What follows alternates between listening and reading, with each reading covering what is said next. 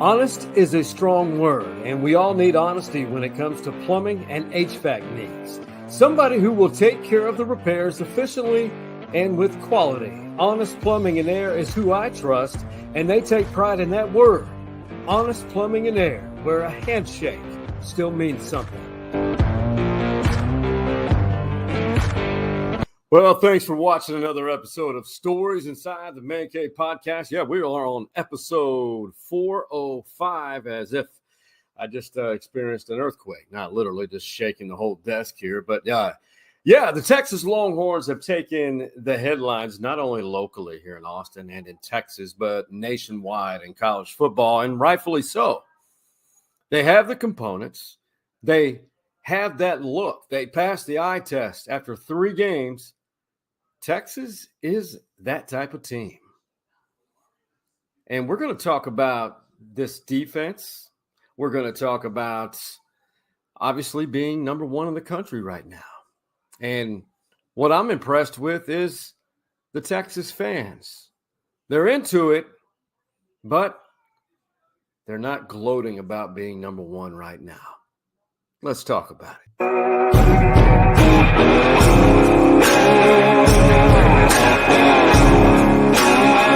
All right, the Texas Longhorns, number 1 in the country in college football in the Associated Press poll and, of course, the coaches poll. It's hard not to give credit to what Steve Sarkisian has done. And before we get going here on episode 405 of Let's Talk About It, follow us on each of our social media platforms, Facebook, IG, X. Subscribe to YouTube for free and on TikTok. And I have been slacking on TikTok, and I apologize to the TikTok world. We keep telling you to go there, but it hasn't been updated in a minute. And a big shout out to each of these sponsors right here. Honest Plumbing and Air, where a handshake still means something. Hargrove Roofing, know who's on your roof. Dirty Martin's Place, just celebrated 98 years. It's a great place on game day. It's a great place any day. And we'll learn how you can rent out some space later in this episode. And Jim Saxton State Farm, man, what a guy. Longhorn legacy. His dad was a Heisman finalist for the Texas Longhorns, and Jimmy played for the Longhorns and Westlake as well. Give him a call for all of your insurance needs. Okay, for a storied and tradition-rich program like the Texas football program is, you would think that with 4 observed national championships that this team has programs used to being ranked number 1. Well, up until right now, 2024, the last time that happened was 2008, the back end of Mac's career at Texas. They had a great team, and the next year they played for the national championship. Some say, and it's arguable, Texas was one of the top 2 or 3 teams in the country in 2008. They beat Oklahoma, but thanks to Michael Crabtree's catch in Lubbock, Texas didn't have a chance to move up in the BCS, back then, the BCS poll. Texas did beat Ohio State in the Fiesta Bowl that year. But if you go back deeper, and if you're watching this and I'm wrong, before 2008, Texas was not the number 1 team in the country in a poll during a season. You got to go way back to 1984. 1984. And arguably, well, I think factually, that was the year Texas began to take a nosedive for quite a while, except 1990. And they went back down until 1995. So 2024, Texas is number 1 in the country right now in season. 1984 was the last time before that. Of course, that's wrong because, no, that is right. 08, then 84. 83, they were number 2 all season. If they would have won the Cotton Bowl, they would have won the national championship, but they lost by a point to Georgia. Time before that, 1981. They were number 1 in the country during that season, and I believe they did finish number 2 in the country. They beat Alabama in the 1982 Cotton Bowl. I believe my facts are right on that. But It's exciting for the fan base, a starred fan base, a fan base which has been waiting for this.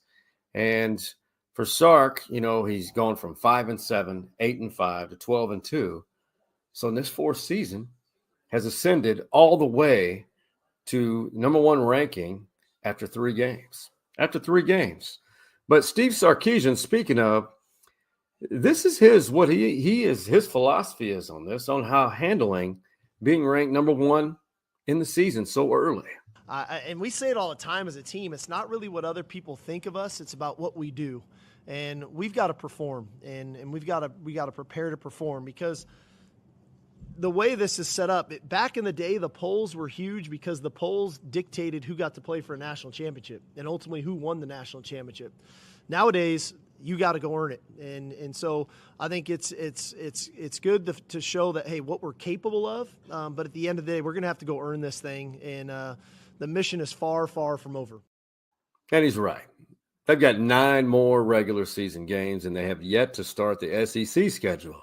Now, arguably, the SEC is still strong, still the creme de la creme, but the SEC is a little down this year, maybe top heavy. But I think we all know that offense is crazy ridiculous, even with Arch Manning. It's so productive. But for Texas to have a championship team, and all championship teams more often than not have great defenses. This Texas defense, you had some guys plugged in through the portal on the line, but through 3 games, this Texas defense has the 6th best scoring defense in the entire country. They only give up 6.33 points per game, and they've scored 2 defensive touchdowns.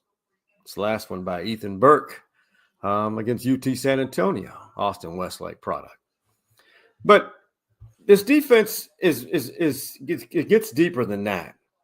It's early in the season, and right now they're 16th in the country in total defense, giving up 245 yards of offense per game. That's crazy, ridiculous numbers. I'd venture to say you've got to go back to that 1983 season. Texas had a incredible defense, NFL caliber, future NFLers all over that roster. And I went through that year, and it's amazing. They only gave up 9.5 points per game average. 9.5. And Texas, it's still early. They're going to face some good offenses. And it's going to begin with the stretch, obviously, this stretch with ULM. Then the SEC opener at home against Mississippi State, who has been rather disappointing so far. They lost to Toledo. And then it's on to Dallas. Against OU. We'll find out a lot about OU this week, facing their former national championship winning quarterback, Josh Heupel, who was the head coach of the Tennessee Vols. And I like what I see from the Vols. And then immediately after OU, Georgia. So ULM, 2-0, better team than people think. But these next 4 games, especially after ULM, Mississippi State, OU, and Georgia, it's very cliche to say this, we will find out a lot about this team. Longhorn fans are very knowledgeable that you have to have a deep quarterback room, offensive line, and running back receivers, but they have it all as of right now. Quinn Ewers, an injury to his midsection abdominal, the oblique muscle, he's questionable. Sark mentioned it. Then Manning, as you got to see, played 30 game minutes. That's a lot, and he produced 5 touchdowns, the most by a freshman since Colt McCoy did it in 2006 against Baylor. Pretty phenomenal. But, think about all the hype that Arch Manning receives, all the hype because of his name. But he is a legit QB, and he's waiting his turn. This is still Ewers' team whenever he's healthy. But Texas should be in good shape. But Sark was asked, what do you tell Arch about this now, how the role changes this week in particular, being QB1? He just treats him like any other player on the team. Arch a selfless teammate. You know, he cares about the guys on the team. He cares about Quinn. They've got a great relationship. He works his tail off. He wants to play good football for them because he knows how hard everybody's working. So I literally don't address it with him. I don't address it with the team. He's just part of the team. Just part of the team. Just one of the guys.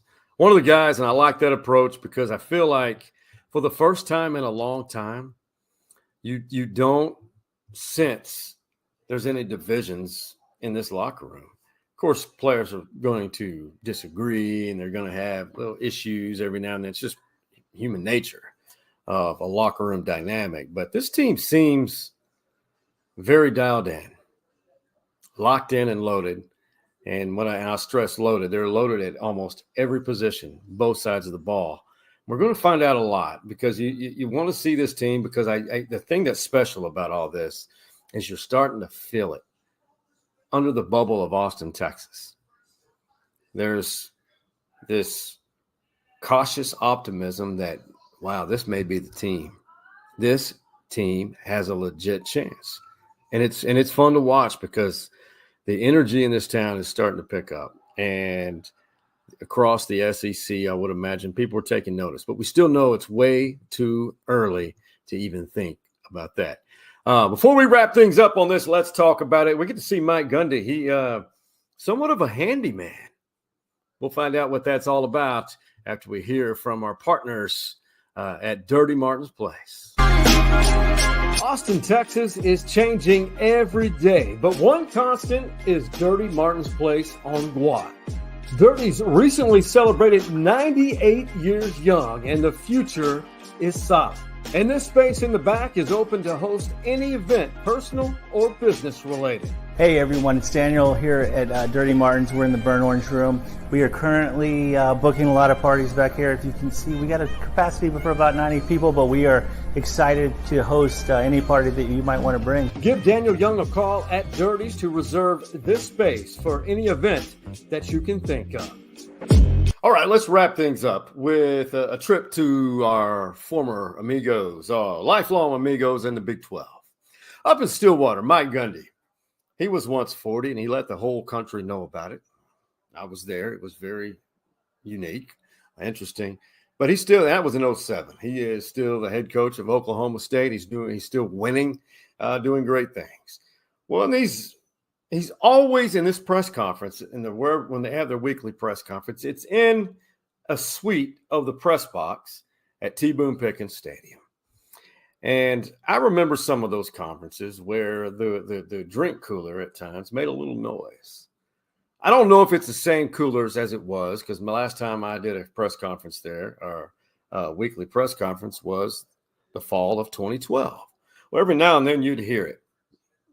But it got really loud this week, and Mike Gundy offered his expertise on how to fix it. And, man, he's got a career. When he retires, he can, I think handyman ought to be added to his resume.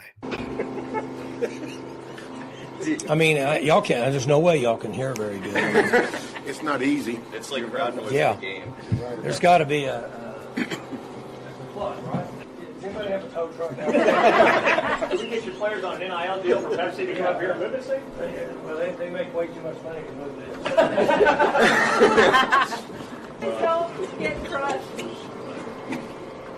Just gonna throw the signs off. I miss the weekly interactions with Mike Gundy. He is different in the most positive way.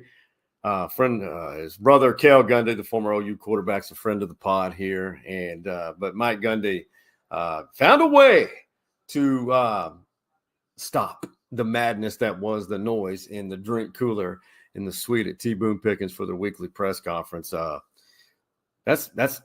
comes from his upbringing there in Midwest City, Oklahoma. By the way, Oklahoma State hosting Utah, perhaps the biggest game in the country, Big 12 game. That's pretty big there in Stillwater, and that'll be a great environment.